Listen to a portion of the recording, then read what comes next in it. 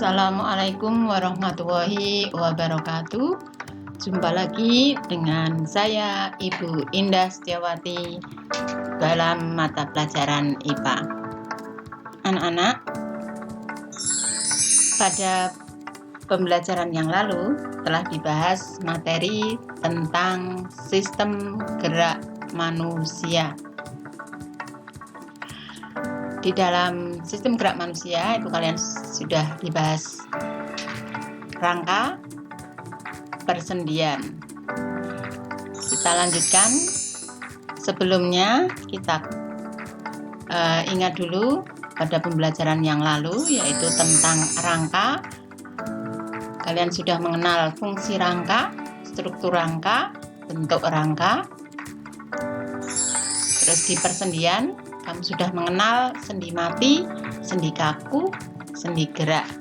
Nah, pada kesempatan kali ini kita akan belajar tentang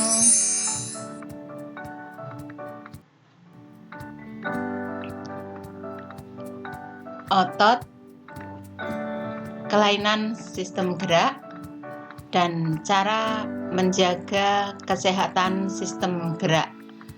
Di akhir pertemuan ini nanti kalian bisa mengidentifikasi jenis otot, mengidentifikasi kelainan sistem gerak, menjelaskan cara menjaga kesehatan sistem gerak.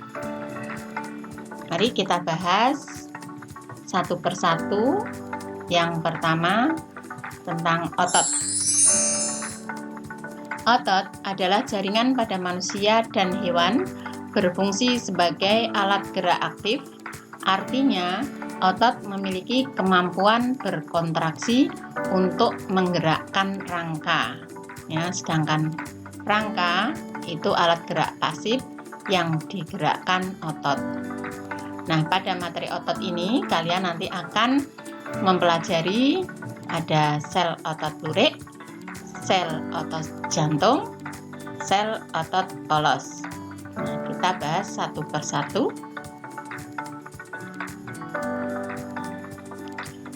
Otot lurik. Bagaimana otot lurik? Ciri-cirinya? Otot lurik adalah otot yang melekat pada rangka, disebut juga otot rangka. Ciri-ciri otot lurik: bentuk garis-garis melintang silindris, berinti banyak, letaknya di tepi, reaksi terhadap rangsang cepat lelah, geraknya sadar, letaknya melekat di rangka. Nah, jadi semua otot yang melekat di rangka kita itu jenis otot lurik. Ini gambarnya. Yang kedua, kita pelajari tentang otot jantung. Otot jantung itu hanya ada di jantung, bentuknya seperti otot lurik, gerakannya tidak sadar. Ciri-cirinya: bentuk serabut lurik bercabang, berjumlah banyak inti selnya, letaknya di tengah, reaksi terhadap rangsang lambat, tidak cepat lelah, gerakannya tidak sadar atau otonom, letaknya khusus di jantung. Nah, ini otot jantung. Kita lanjut yang ketiga, otot polos.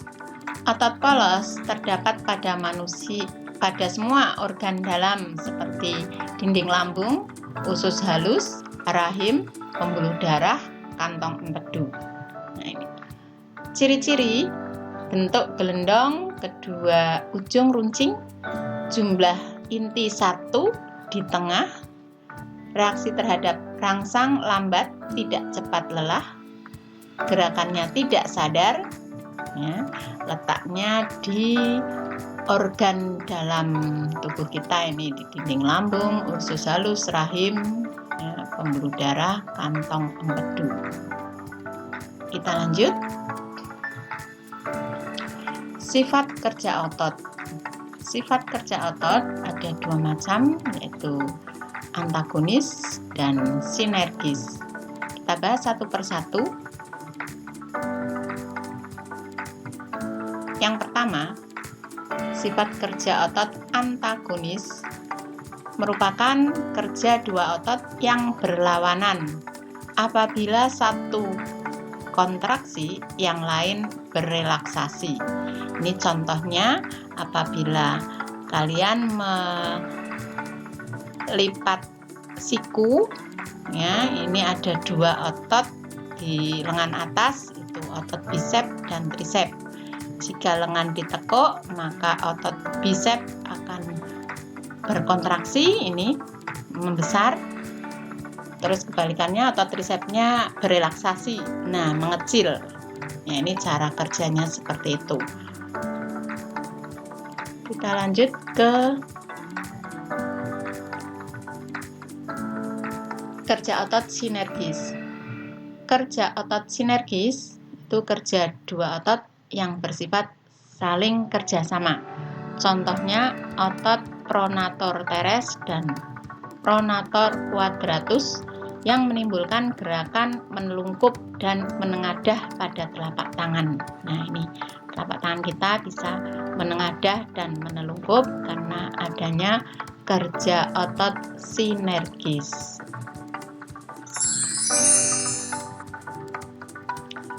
Kita lanjutkan bahasan yang berikutnya, yaitu kelainan sistem gerak.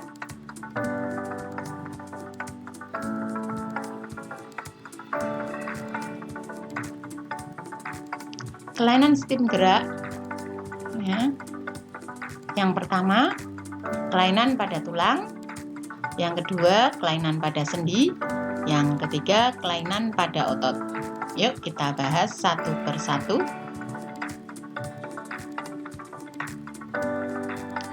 Kelainan pada tulang.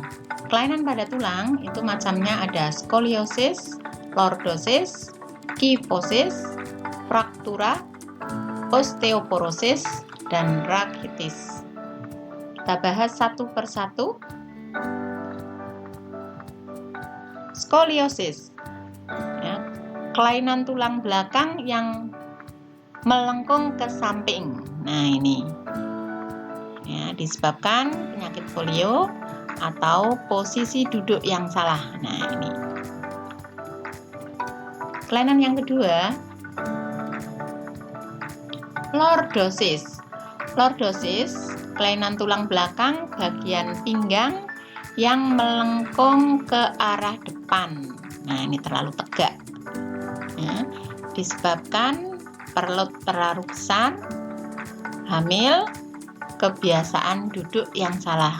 Jadi ini mejanya terlalu tinggi dibandingkan dengan kursinya. Kita lanjut. Yang ketiga yaitu kifosis.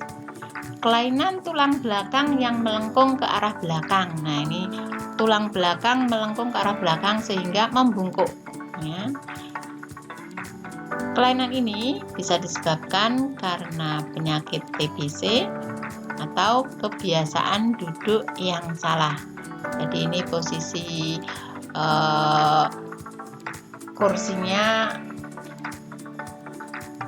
agak ketinggian. Ya. Kita lanjut yang berikutnya, fraktura. Ya, fraktura itu patah tulang. Patah tulang itu bermacam-macam, ini dari yang ringan sampai yang parah, disebabkan karena cedera, kecelakaan, atau olahraga. Kita lanjut yang berikut, kelainan osteoporosis. Osteoporosis, kondisi tulang rapuh dan mudah patah, sering terjadi pada orang dewasa atau usia tua. Nah, ini kondisi tulang yang normal, yang sehat. Nah, ini kondisi tulang yang rapuh. Ya. Penyebabnya kekurangan mineral kalsium. Kita lanjut. Yang berikutnya, rakitis. Rakitis pada anak-anak karena terjadi proses pelunakan dan pelemahan tulang. Nah, ini pada bagian kaki, ini kaki yang normal, ini kaki yang terkena rakitis, itu berbentuk O atau X, ya, disebabkan karena kekurangan vitamin D yang berkepanjangan. Itu anak-anak.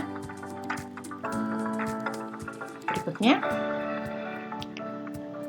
kelainan pada sendi. Ya, kelainan pada sendi itu ada artritis, ya, itu radang sendi, ada dislokasi, itu pergeseran tulang, ya. Terus ada terkilir ini, ya. Terus ada ankilosis, ya, persendian seolah-olah menyatu sehingga tidak dapat digerakkan. Ya. Tuh. Berikutnya, kelainan pada otot. Ya. Kelainan pada otot itu yang pertama hipertrofi. Hiper itu keadaan otot yang membesar. Ya. Terus ada atrofi, itu kebalikannya, otot mengecil sehingga tidak kuat melakukan gerakan. Terus ada tetanus, ya, disebabkan bakteri Clostridium tetani. Ya. Ini otot terus-menerus berkontraksi. Terus ada kaku leher. Ini. Terus ada ini kram. Ya, kram atau kejang otot. Itu kelainan pada sistem gerak. Kita lanjut bahasan yang berikutnya, cara menjaga kesehatan sistem gerak.